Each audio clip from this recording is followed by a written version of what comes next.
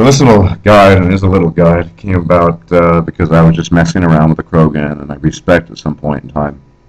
And I thought, what would it be like to play a Chargeless Krogan?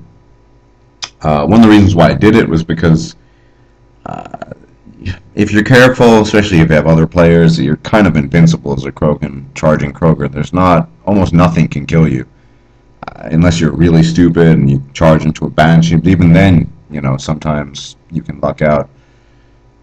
So I just thought, well, this could be really challenging. And to be perfectly honest, when I envision a Battlemaster, it's not a Krogan that charges across the battlefield with a biotic charge. It's more of a warrior, a soldier that, and so I think, in a way, the non-charging Krogan, as I refer to it henceforth, is pretty much the essence of what a Battlemaster is. I don't think it's overpowered, and yet it's much, much better than, say, the soldier. And you can play it in a similar fashion. But one thing you'll discover when you play, and I'll get to the build in a second, the Chargeless Krogan is the joys of barrier explosion. It's really, really powerful. It's great against phantoms, which I don't display here. I actually made a mistake and died in the fourth wave. But, I got instant killed, actually. That's what happened. But generally speaking, it's very good against crowd control, multiple crowds. It has a very low cooldown, so you can basically spam it if you're in a jam. And the other thing about barriers, it gives you 25% increase in damage and force, which is great for Carnage. So yeah, it's a lot of fun playing the Chargeless Krogan. I do, at least when I'm playing multiplayer with others, I do quite well. In fact, I routinely see other Krogan, charging Krogan, who try to melee everything to death, just die, and I'm still up doing quite well. That said, I do play fairly cautiously, aggressively, but cautiously. But yeah, so the build, let me get to the build. The build is simple. Nothing in charge. Barrier, level 4 evolution. You want the extended radius and damage to barrier explosion. Then power augmentation, 25% force and damage boost. And then for the last one, I take the cooldown, because on this particular build, you want to use your powers. Apart from your shotgun, the powers are what's most damaging.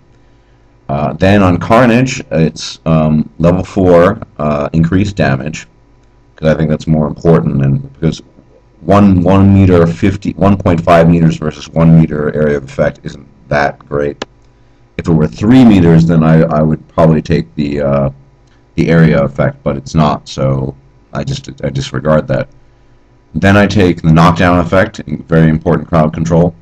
And on this particular build, I go for the armor damage, because you can already pop, as long as you have barrier up, you can pop Guardian Shields, and then you can headshot them. And the extra armor damage is really great against Atlases, but especially when you're fighting Reapers, it's really good against Brutes and Banshees, and anyway, it's quite useful. The passive, Krogan Battlemaster, I take all the power enhancing damage, and then I take shotgun weight reduction, so I can have a minimal cooldown, particularly with the Grawl. And finally, fitness, as is typical to me, I max out health and barrier. That's pretty simple.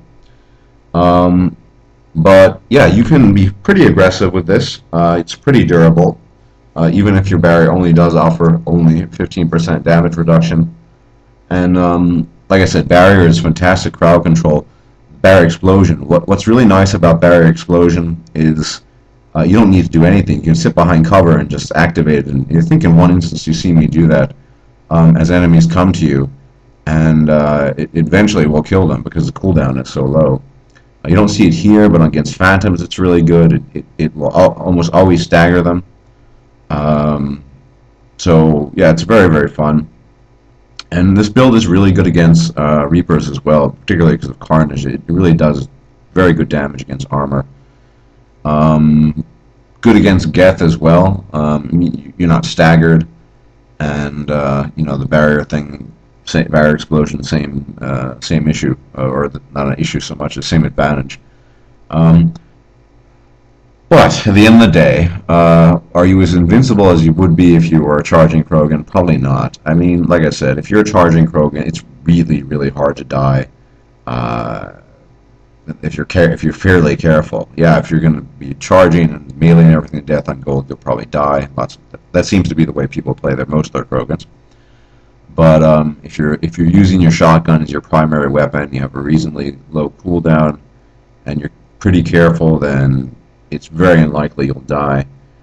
So yeah, it's definitely more powerful. And I think I played the Chargeless Krogan for a while now. I thought before I respec, I still don't have a respec card, I would make a little brief video with as a guide to it. But yeah, the principles in theory are the same as a soldier, only it's a lot more effective. And barrier explosion really lets you gives you some very good crowd control in very close situations. So yeah, anyway, enjoy the little guide. It is just a little guide, and for those of you who want to enjoy a greater challenge, I suggest you try out the Chargeless Krogan Battlemaster. Thanks for watching.